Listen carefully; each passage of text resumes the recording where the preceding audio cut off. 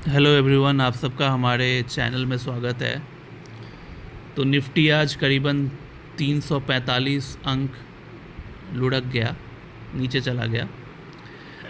Reason ये था कि कल यूएस मार्केट जो है, अमेरिका का बाज़ार जो है वो 6% टूट गया, क्योंकि उनके यहाँ टैरिफ का जो न्यूज़ था वो उस पर रिएक्शन देना बाकी था बाज़ार का, क्योंकि परसों टैरिफ की अनाउंसमेंट हुई थी और लगभग उनका शेयर बाज़ार जब होने वाला था, क्लोज़ होने के बाद वो न्यूज़ आया था, तो इसलिए इम्पैक्ट देखने को नहीं मिला उनके मार्केट में। तो कल जब मार्केट उनका खुला है तब हमें इम्पैक्ट देखने को मिला टैरिफ का न्यूज़ का। तो क्योंकि उन्होंने इंपोर्ट में ही ड्यूटी बढ़ा दी, तो इंपोर्ट कोई भी कंट्री किसी भी प्रोडक्ट को कब करता है, जब उनके खुद के देश में वो प्रोडक्ट महंगा मिल रहा हो।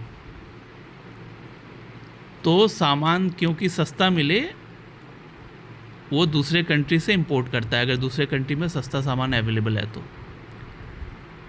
तो जब ट्रम्प साहब ने खुद अपने कंट्री में इंपोर्ट ड्यूटी बढ़ा दी, तो ऑब्वियस सा बात है वो सेम प्रोडक्ट के लिए उनको अब ज़्यादा पैसे पे करने पड़ेंगे। उनके जो सिटीजन्स हैं, उनके जो नागरिक हैं, उनको ही ज़्यादा पे करने पड़ेंगे। तो इसका सबसे ज़्यादा इम्पैक्ट जो है उनके खुद के देश में पड़ेगा, क्योंकि उनके यहाँ जो है महंगाई है, जो इन्फ्लेशन है वो बढ़ जाएगा, और इन्फ्लेशन जब भी बढ़ता है बाज़ार उसको नेगेटिवली देखता है, उस न्यूज़ को नेगेटिवली रिएक्शन देता है। तो इस खतरे की वजह से उनका बाज़ार कल 6% टूट गया।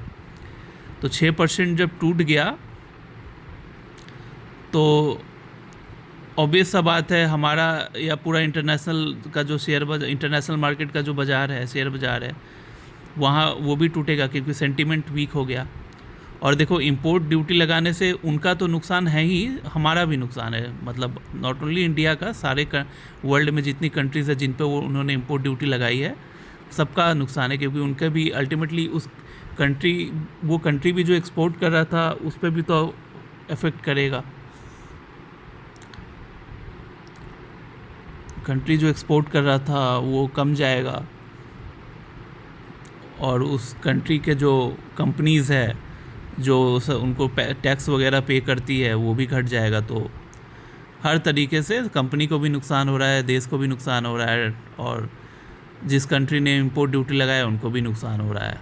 तो यही न्यूज़ था कि सेंटीमेंट वीक हो गया, जिसकी वजह से हमारा बाज़ार जो है सारा दिन, आज अपन यहाँ पे खुले थे, सारा दिन आप देख रहे हो नीचे चला गया बाज़ार, थ्रू आउट द डे नीचे जाता रहा।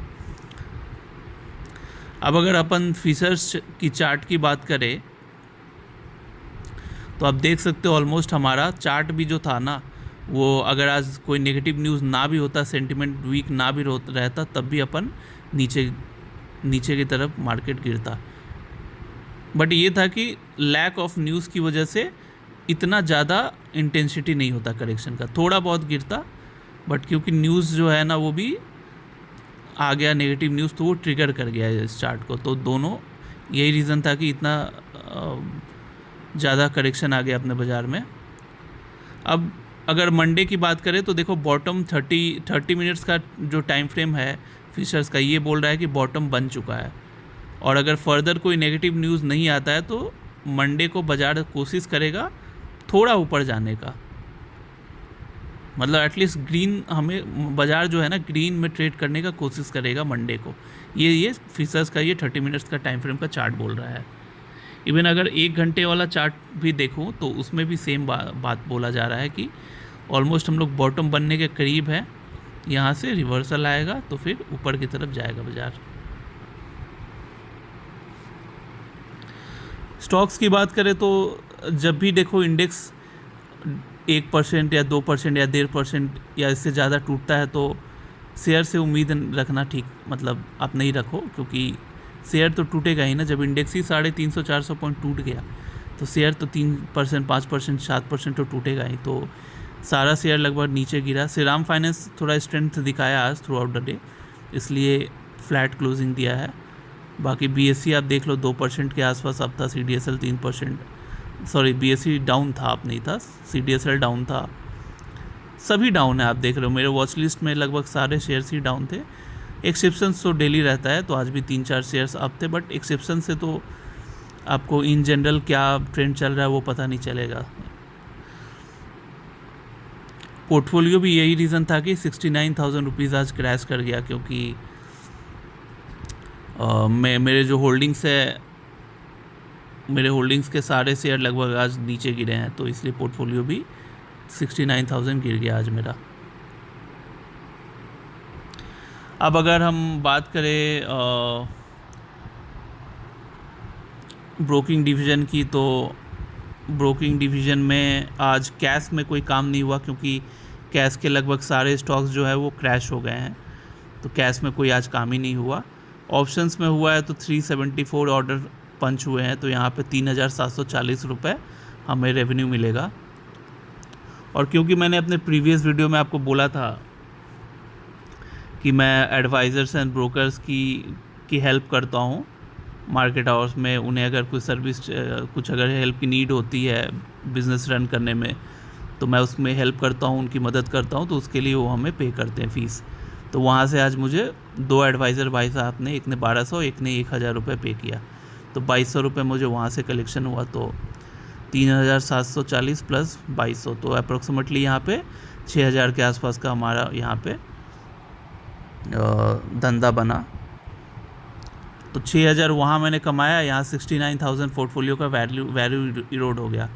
तो 6,000 को अगर मैं यहाँ से माइनस करता हूँ तो 63,000 का मेरा आज नेट लॉस रहा। तो दिस इज़ इट गाइज। और एक सजेशन देना चाहूँगा कि एक और न्यूज़ आ रहा है कि ट्रम्प साहब ने बोला है कि फार्मा कंपनीज़ पे वो अभी मीटिंग कर रहे हैं, एनालिसिस कर रहे हैं, तो फार्मा कंपनी में भी वो कुछ दिन बाद फर्दर टैरिफ्स वगैरह लगाएंगे। तो अभी आप जितने भी फार्मा स्टॉक्स हैं ना, उसको आप अवॉइड करना, क्योंकि उनका एक्सपोजर US मार्केट में भी रहता है, या मतलब फार्मा कंपनियाँ US अमेरिका में भी दवा वगैरह बेचती है, बिज़नेस उनका बहुत फॉरेन कंट्री से भी आता है। तो अगर वहाँ पे टैरिफ्स वगैरह लगेगा फार्मा कंपनीज़ में, तो फार्मा का शेयर जो है वो और क्रैश करेगा। यही रीज़न था कि आज भी फार्मा का शेयर गिरा है, और कमिंग डेज़ में अगर ये न्यूज़ आता है तो ऑब्वियसली और ज़्यादा डाउन जाएगा। तो फार्मा का शेयर आप अभी अवॉइड करो, और ये फार्मा का अवॉइड कीजिए आप लोग। और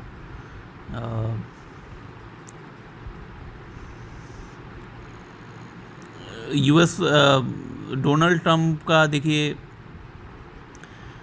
अच्छा इसके लिए एक और वीडियो मैं बना दूंगा, ये काफ़ी लेंदी वीडियो हो जाएगा, इसको मैं यहाँ क्लोज़ करता हूँ। और टैरिफ से रिलेटेड मैं एक और अलग से वीडियो में बना दूंगा, ठीक है। So this is it guys, thanks for watching and bye bye.